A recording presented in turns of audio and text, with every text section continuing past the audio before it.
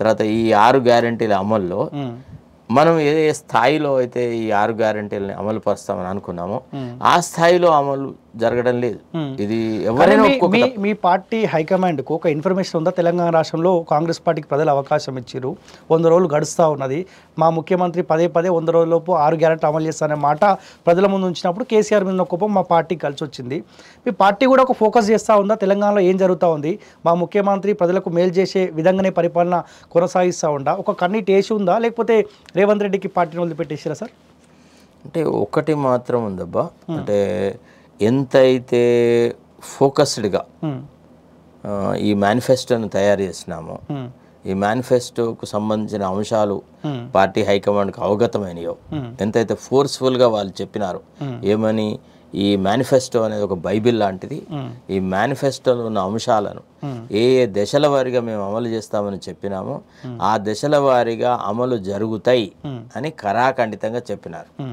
Party అధ్యక్షులు వారు చెప్పినారు, మల్లికార్జున్ ఖర్గే గారు చెప్పినారు, మా పార్టీ ముఖ్య నాయకులైనటువంటి రాహుల్ గాంధీ గారు చెప్పినారు, ప్రియాంక గాంధీ గారు చెప్పినారు, సోనియా గాంధీ గారు చెప్పినారు. వాళ్ళు అయితే ఎష్యూరెన్స్ ఇచ్చినారు, we will be different from BRS government. వాళ్ళలాగా వాగ్దానాలు చేసి ప్రజలను మభ్యపెట్టి ప్రజలను మెప్పించి ఏదో రకంగా ఓట్లు దండుకొని ఎన్నికైనా తెల్లారే ముఖం చాటేస్తాము అని మీరు అనుకోవద్దు. వాళ్ళకి మాకు మార్క్ డిఫరెన్స్ ఉంది. మేము తెలంగాణ రాష్ట్రాన్ని ఏర్పరిచిన పార్టీ, మా చిత్తశుద్ధిని మీరు శంకించాల్సిన అవసరం లేదు అని ఎప్పుడైతే సోనియా గాంధీ గారు ఎష్యూరెన్స్ ఇచ్చినారో, మల్లికార్జున్ ఖర్గే గారు ఎష్యూరెన్స్ ఇచ్చినారో, రాహుల్ గాంధీ దాన్ని బలపరిచినారో అప్పుడు ప్రజలు నమ్మినారు. ఒక రకంగా ఇప్పుడు నిష్కర్షగా మాట్లాడాలంటే రాష్ట్ర నాయకత్వంతో ప్రజలు ఇన్ఫ్లుయెన్స్ కాలేదు. రాష్ట్ర కాంగ్రెస్ నాయకత్వము ప్రజలను అంత ప్రభావితం చేయలేకపోయింది.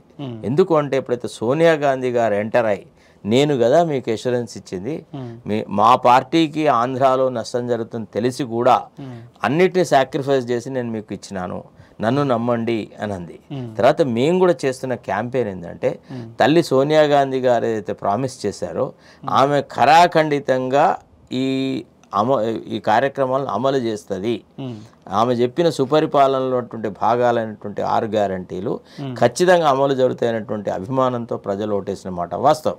అయితే కాకపోతే ఇక్కడికి వచ్చిన తర్వాత the focus of the government is shifted.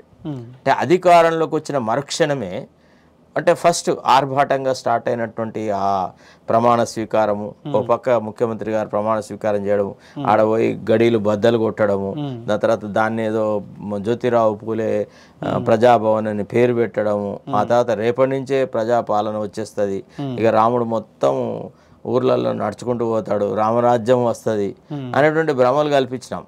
కానీ ఆ తర్వాత రెండో రోజు నుంచి మా ఫోకస్ అంతా ఇంకో వైపు పోవడం మొదలెట్టింది. అంటే పార్టీ కార్యక్రమాలు అమలు పరచడంలో ఎంతైతే చిత్తశుద్ధి ఉండాలో అంత చిత్తశుద్ధి లేదు అనేటువంటి భావన ఈనాడు కార్యకర్తలు వచ్చింది.